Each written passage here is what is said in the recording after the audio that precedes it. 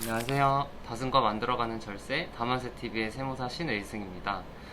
많은 분들께서 협동조합을 설립하는 것이 일반 법인보다 절세에 유리한지 여쭤보곤 하시는데요.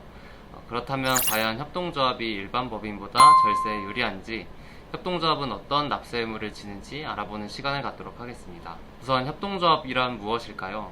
협동조합이란 협동조합 기본법 제2조 제1호에 따르면 재화 또는 용역의 구매나 생산, 판매 제공 등을 협동으로 영위함으로써 조합원들의 권익을 향상하고 지역사회에 공헌하는 상업조직으로 정의하고 있습니다.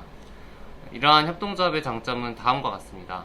우선 주식회사와 달리 조합원들의 이익을 극대화하기 위해 사업체를 운영하므로 경제적 약자에 위치한 이들을 보호하는 역할을 합니다.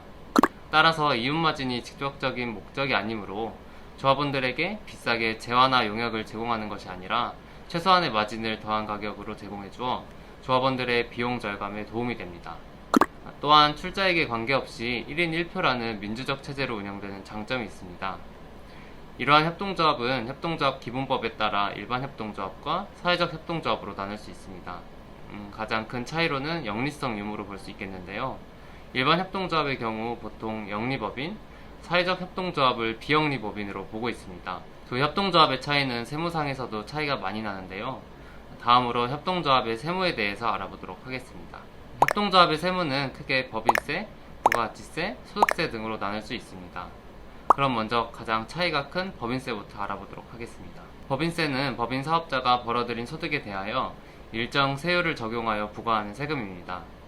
법인세 납세 의무자를 영리목적 유무에 따라 나눈다면 영리목적이 있는 일반 협동조합은 모든 소득에 대하여 납세 의무가 있고, 영리목적이 없는 사회적 협동조합은 법인세법상 열거된 수익사업 소득에 대해서만 납세 의무가 있습니다.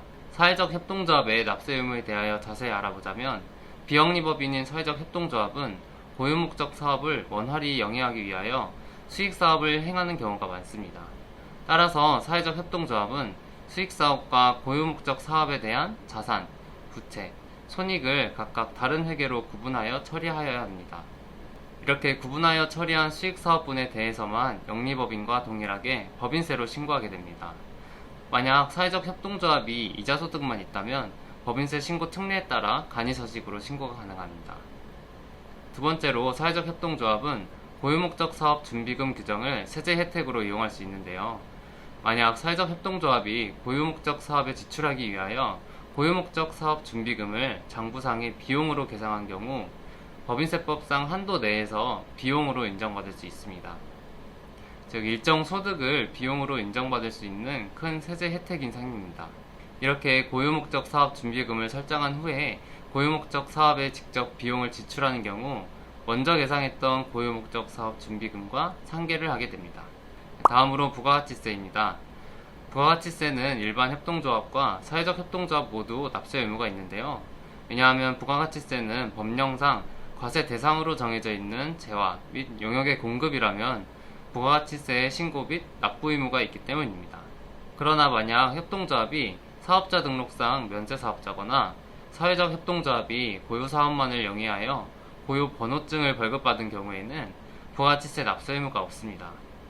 다만 매입처별 세금계산서 합계표를 7월 25일 그리고 다음 해 1월 25일 두 번 제출해야 할 의무가 있습니다. 그 다음으로 소득세입니다.